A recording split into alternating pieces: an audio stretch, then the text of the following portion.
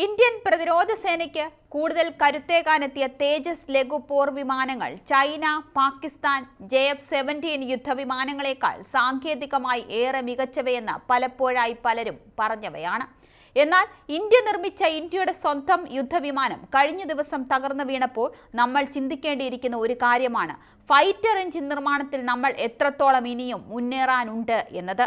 ഇന്ത്യക്ക് എല്ലാ മേഖലയിലും എത്തിപ്പെടാൻ കഴിഞ്ഞിട്ടുണ്ടെങ്കിലും ഇന്ത്യക്ക് എത്തിപ്പെടാൻ കഴിയാത്ത ഒന്നാണ് യുദ്ധവിമാനങ്ങളിലെ എഞ്ചിൻ നിർമ്മാണം. ഇന്ത്യക്ക് മാത്രമല്ല, പ്രതിരോധ രംഗത്ത് മുന്നിലുള്ള പല രാജ്യങ്ങളും, സാങ്കേതികമായി ഏറെ മുന്നിൽ നിൽക്കുന്ന ജപ്പാന് പോലും വളരെ ബുദ്ധിമുട്ടും സങ്കീർണവുമായ ഒന്നാണ് യുദ്ധവിമാനങ്ങളിലെ എഞ്ചിൻ നിർമ്മിക്കുന്നത്. ഇതിൽ മുന്നേറാൻ വേണ്ടുന്ന കാര്യങ്ങൾ എന്തൊക്കെയാണ്?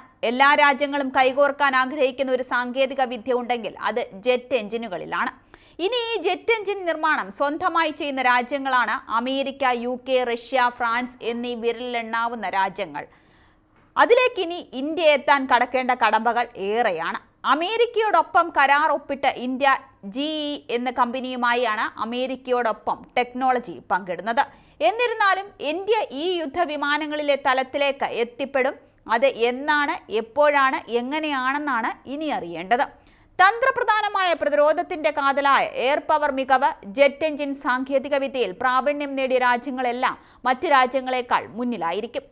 മെറ്റലർജി മുതൽ ഫിനിറ്റ് എലമെന്റ് മെക്കാനിക്കൽ സിമുലേഷനുകൾ വരെയുള്ള ഒന്നിലധികം എഞ്ചിനീയറിംഗ് ഭാഗങ്ങൾ ആവശ്യവുമാണ്. ഇതൊക്കെയാണ് ആധുനിക ജെറ്റ് എഞ്ചിനുകൾ രൂപകൽപ്പന ചെയ്യുന്നതിന്റെ അടിസ്ഥാന കാര്യങ്ങൾ.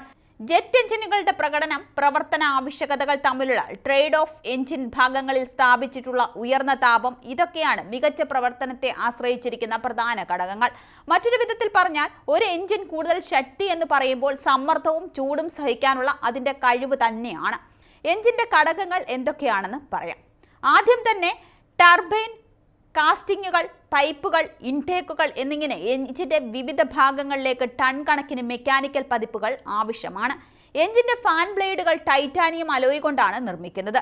കംപ്രസർ ബ്ലേഡുകൾ നിർമ്മിക്കുന്നത് നിക്കൽ അലോയ് ഉപയോഗിച്ചാണ്. കംപ്രൈസ്റ്റർ, ടർബൈൻ ബ്ലേഡുകൾക്കൊക്കെ സെർമാക് തെർമൽ കോട്ടിങ്ങുകളുടെ ആവശ്യമുണ്ട്. ചുരുക്കി പറഞ്ഞാൽ ഇതൊക്കെയാണ് അമേരിക്കയുടെ GE കമ്പനിയിൽ നിന്ന് ഇന്ത്യക്ക് വേണ്ട സുപ്രധാന സഹായം.